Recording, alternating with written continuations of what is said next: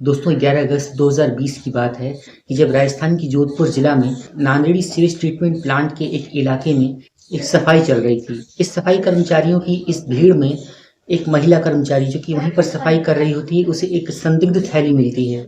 जब वो उस संदिग्ध थैली को वहाँ उस सीवेज ट्रीटमेंट प्लांट से हटाने का प्रयास कर रही होती है, तो वो थैली बहुत भारी होने के कारण हटती नहीं है। इसके जवाब में वो महिला ये सोचती है कि शायद किसी ने कोई कचरा फेंक दिया है। जब वो महिला कर्मचारी उस थैली को खोल कर देखती है तो उसकी हालत खराब हो जाती है। दरअसल उस प्लास्टिक की उस थैली में, जिस पर राजस्थान के एक शहर पाली के एक लक्ष्मी टेक्सटाइल्स का नाम लिखा हुआ था, उस प्लास्टिक की थैली में एक मानव अंग के 2 हाथ और 2 पैर पड़े हुए थे। ये देखकर हड़कंप मच जाता है। तत्काल पुलिस की टीम आती है और उस मानव के अंगों को लेकर अपनी एफएसएल की टीम के साथ उसे पोस्टमार्टम के लिए भेज देती है, उसकी जांच पड़ताल करने के लिए भेज देती है।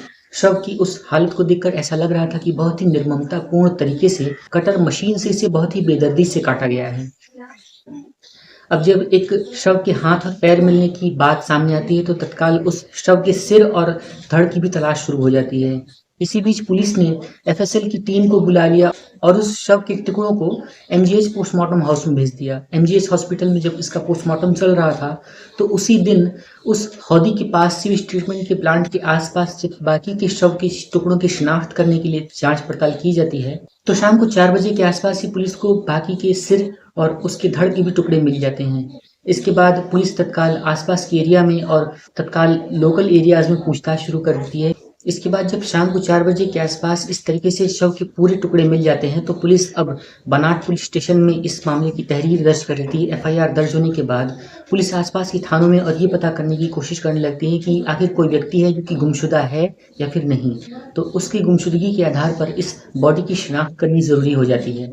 इसी बीच राजस्थान की बनाट थाने की पुलिस को ये खबर मिलती है कि नागौर जिले की मेड़ता सिटी पुलिस स्टेशन से एक रिपोर्ट मिलती है जहां पर एक व्यक्ति जो कि 10 अगस्त को गुमशुदा हुआ था उसकी रिपोर्ट आती है। तत्काल बनाट पुलिस वहां पर पहुंचती है। बनाट पुलिस उस गुमशुदा व्यक्ति की फोटो को मिलान करती है इस व्यक्ति के शव के सिर से। तो ये पता चलता है कि ये जो दोनों फोटो है और वो जो सिर है दोनों एक ही व्यक्ति के हैं। अब इस शव की शिनाख्त हो चुकी थी। पता चलता है कि ये जो व्यक्ति था इसका नाम सुशील जाट था उर्फ चरण सिंह। ये चरण सिंह नाम का व्यक्ति राजस्थान के मेड़ता सिटी में रहता था, जो डेगाना तहसील में काम करता था। अब नागौर की मेड़ता सिटी पुलिस के माध्यम से सुशील जाट के उस परिवार को बुलाया जाता है जो कि इस शव की शिनाख्त करने के बाद उसे आगे की कार्यवाही के लिए प्रेषित किया जा सके। तो परिवार के सदस्य नागौर पुलिस के साथ मिलकर बनाट पुलिस स्टेशन आते हैं, जहां पर आकर वो एमजीएच हॉस्पिटल के पोस्टमार्टम हाउस में उस शव को देखकर रिफर करने लगते हैं। दरअसल वो शव जो था वो चरण सिंह का ही था और वो उनका इकलौता बेटा था जो कि 10 अगस्त को नागौर सिटी से निकला था और उसकी संदिग्ध परिस्थितियों में इस तरीके से बेरहमी से हत्या कर दी गई थी। अब इस बारे में जांच होती है कि इस व्यक्ति की हत्या किसने की, क्यों की, क्या कारण था कि इतनी निर्दयतापूर्ण तरीके से एक व्यक्ति का इस तरीके से कत्ल कर दिया गया। दोस्तों जांच में ये पता चलता है कि निमाराम का ये इकलौता बेटा राजस्थान के कृषि विभाग में असिस्टेंट एग्रीकल्चरल अधिकारी के रूप में काम कर रहा होता है, जिसकी शादी राजस्थान के नागौर सिटी में रहने वाली एक पोखर राम की बेटी सीमा से हुई होती है। दोस्तों सुशील जाट के घर वाले और सुशील जाट के ससुराल वालों के बीच में एक चुनाव भट्टी को लेकर विवाद चल रहा था। दरअसल ससुराल वाले ये चाहते थे कि जो चुनाव भट्टी का विवाद है इसे सुलझा लिया जाए और उसके बाद बेटी का गौना किया जाए, लेकिन जो सुशील जाट के घर वाले थे वो इस विवाद को सुलझाना नहीं चाहते थे। और इसी बीच एक खबर निकलकर सामने आती है कि दरअसल मेड़ता सिटी के एक पब्लिक पार्क के पास में एक लावारिस हालत में एक मोटरसाइकिल बरामद हुई है। जैसे उस मोटरसाइकिल के मिलने की खबर आती है तत्काल आसपास के सीसीटीवी फुटेजेस को खंगाला जाता है। सीसीटीवी फुटेजेस को देखने पर यह पता चलता है कि दरअसल 2 लड़कियां हैं जो कि संदिग्ध हालत में उस लावारिस बाइक को वहीं पर खड़ी करके वहां से निकल रही हैं। मेड़ता सिटी में जब इस तरीके से खबर आती है तो तत्काल उन लड़कियों की जांच शुरू हो जाती है कि आखिर कौन थी वो लड़कियां और कैसे उन्होंने इस लावारिस बाइक को वहां पर खड़ी करके वहां से निकल गए। दोस्तों अब इस मामले में ये केस जोधपुर के नांदड़ी इलाके से होता हुआ नागौर के इस बरुंदा थाने तक पहुंच चुका था। इसलिए अब इस मामले में संदिग्ध ससुराल वालियों की तरफ से पूछताछ शुरू हो जाती है, तो जिसमें सुशील जाट के 2 साले और 2 सालियों को बुलाया जाता है। शुरुआत में जब उनसे पूछताछ की जाती है तो वो लोग इस मामले में अपना हाथ होने से साफ साफ इनकार कर देते हैं, लेकिन जब उनसे सख्ती से पूछताछ की जाती है तो वो लोग टूट जाते हैं और अपना जुर्म कबूल कर लेते हैं। इस जुर्म के कबूल करने में वो लोग ऐसा हैरतअंगेज वाकया बताते हैं जिसे सुनकर पुलिस भी हैरान रह जाती है। दोस्तों दरअसल होता यूँ है कि सुशील जाट के इस कत्ल में उसकी 23 वर्षीय पत्नी सीमा के अलावा उसकी 2 बड़ी बहनें जिसमें 25 वर्षीय प्रियंका और 27 वर्षीय बबीता और उसमें प्रियंका का एक बॉयफ्रेंड भैयारा जाट भी शामिल था। भैयाराम का नाम सामने आने पर पुलिस ने उसे भी अरेस्ट कर लिया। अब भैयारा खिमसर थाना इलाके के गांव कांटिया का रहने वाला था, जबकि तीनों बहनें सीमा, प्रियंका और बबीता बिरंदा के ढाइयों इलाके की रहने वाली थीं।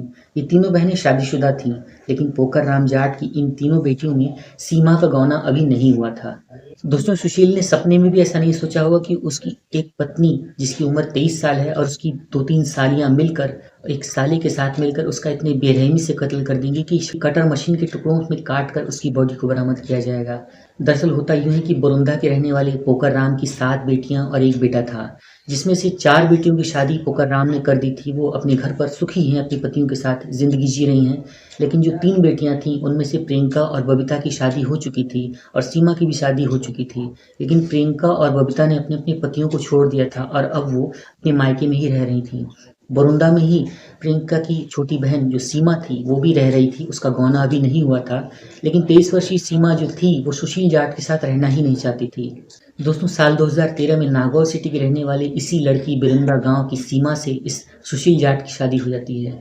शादी के 7 साल हो जाने के बाद भी सीमा का गौना नहीं हुआ था और वो अपने पति के साथ नहीं रह रही थी।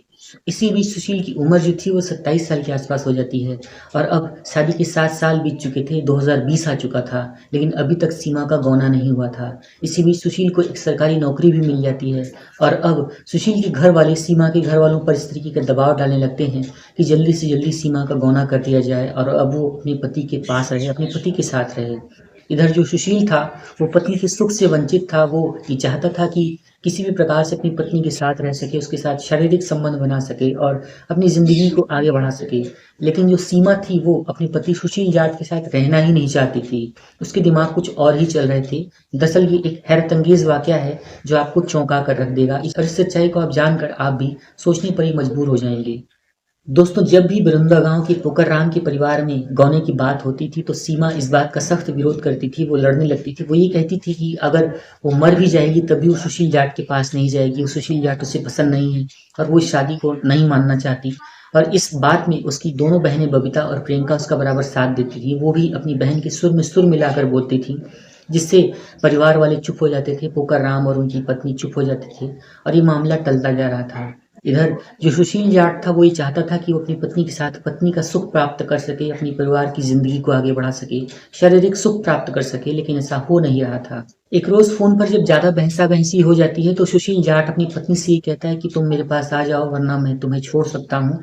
इसी बीच जब फ़ोन पर ज़्यादा बहसा-बहसी हो जाती है तो सीमा अपनी बहनों से ये कहती है कि वो मर जाएगी लेकिन सुशील के पास नहीं जाएगी।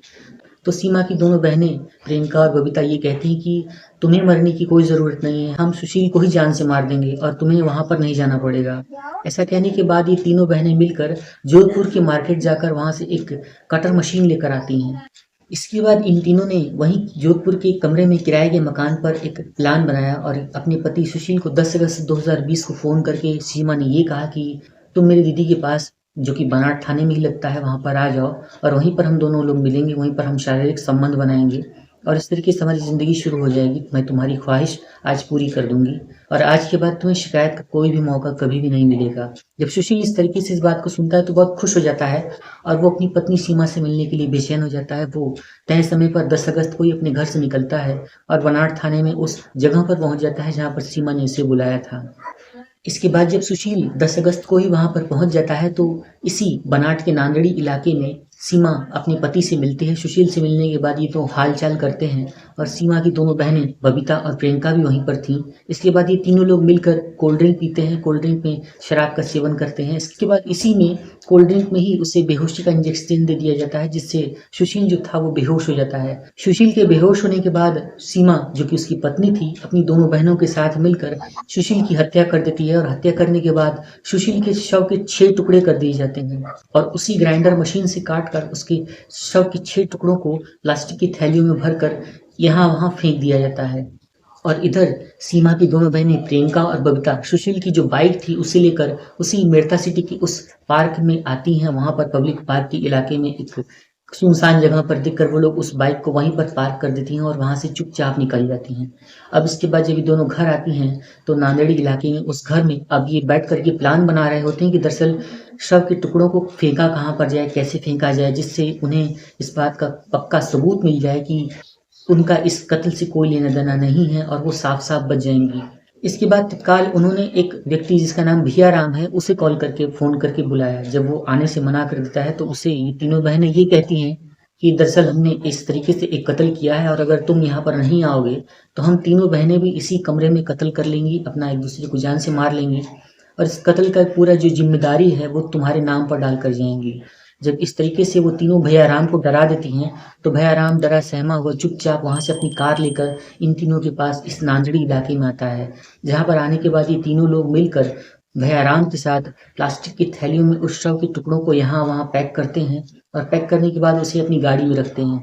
गाड़ी में रखकर ये तीनों भैयाराम के साथ शव के टुकड़ों को यहाँ-वहाँ ठिकाने लगाने के लिए इधर-उधर घूम रहे होते हैं।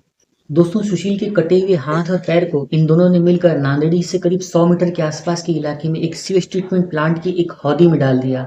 अब शव के बाकी टुकड़ों को फेंकने के लिए ये लोग अपनी गाड़ी में बैठकर आगे बढ़ रहे होते हैं, लेकिन जब आगे वो लोग पुलिस की चेकिंग देखते हैं तो उनका प्लान बदल जाता है। वो डर जाते हैं और तत्काल अपनी कार को मोड़कर वापस आ जाते हैं। इसके बाद भैयाराम कार लेकर नागौर की रोड की तरफ निकल जाता है, जहाँ पर वो लोग तीसरी थैली को भी एक सुनसान इलाके में फेंक कर अपने घर आ जाते हैं। जब तीनों नांदेड़ी के उस किराए के मकान में अपने घर पर पहुँचते हैं, तो वहाँ पर भैयाराम को रोकने की बात की जाती है। ये तीनों बहनें ये कहती हैं कि उन्हें बहुत डर लग रहा है और भैयाराम आज की रात उनके पास ही रुक जाए। लेकिन 10 बजे के बाद भी भैयाराम ये कहता है कि वो यहाँ पर नहीं रुकेगा और अब वो यहाँ पर नहीं रह सकता, वो यहाँ से जा रहा है। ऐसा कहकर भैयाराम अपनी गाड़ी लेकर वहाँ से निकल जाता है। इसके बाद जब 10 अगस्त 2020 को उस सीवेज ट्रीटमेंट प्लांट की जब सफाई की जा रही होती है, तो नांदेड़ी इलाके में उस सीवेज ट्रीटमेंट प्लांट से इंसानी शव मिलते हैं, इंसानी शव के कटे हुए टुकड़े मिलते हैं, जिसे ग्राइंडर मशीन से बहुत ही बेरहमी के साथ काट दिया गया था।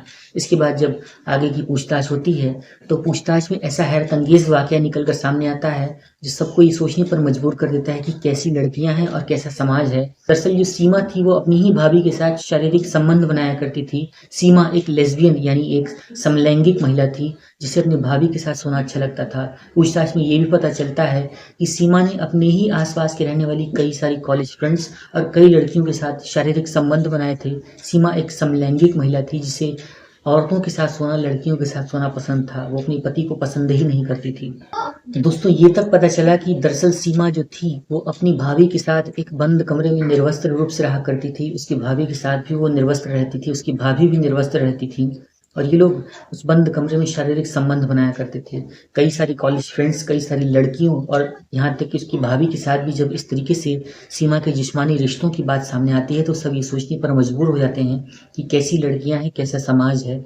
और इस तरीके से जब उन्हें एक शादी को निभाना ही नहीं था, तो सीमा को इस सुशील नाम की व्यक्ति की ज़िंदगी खराब ही नहीं करनी चाहिए थी और खराब करने के बाद उसकी बेरहमी से हत्या भी नहीं करनी चाहिए थी। इसके बाद पुलिस 13 अगस्त को इन चारों आरोपियों सीमा, प्रियंका, बबीता और उसके बॉयफ्रेंड भैयाराम को गिरफ्तार करके कोर्ट के समक्ष पेश करती है, जहाँ पर उन्हें न्यायिक हिरासत पर भेज दिया जाता है। अब आज ये चारों जेल में अपनी सज़ा काट रहे हैं और इसके साथ ही साथ इन चारों ने मिलकर सुशील जाट नाम के एक अच्छे युवक की ज़िंदगी खराब कर दी, उसकी जान ही ले ली और एक उनके पिता नीमाराम को ऐसा ज़िंदगी भर का ज़ख्म दे दिया है, दर्द दे दिया है, जो उनको हमेशा सालता रहेगा, कष्ट देता रहेगा।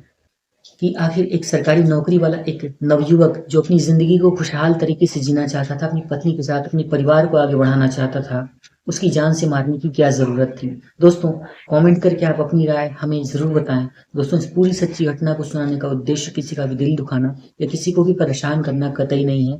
दरअसल हम आपको इस तरीके की संगीन वारदातों को बताकर आपको जागरूक करते हैं, क्योंकि बताना चाहते हैं कि जब आपको इस तरीके से कोई भी आहट मिले तो आपको सचेत हो जाना चाहिए, तैयार हो जाना चाहिए और हर चीज़ पर ध्यान रखने की ज़रूरत है। कब, कौन, कहाँ, किसके साथ कैसी हरकत कर दे, कोई जानता नहीं है। किसी पर भरोसा किया जाना आज बहुत मुश्किल हो चुका है। आप अपनी राय हमें ज़रूर बताइएगा और अगर आप चाहें तो अपना नाम अपने शहर के नाम के साथ कमेंट बॉक्स में लिख सकते हैं। हम नेक्स्ट वीडियो में आपका नाम आपके शहर के नाम के साथ ज़रूर पब्लिश करेंगे।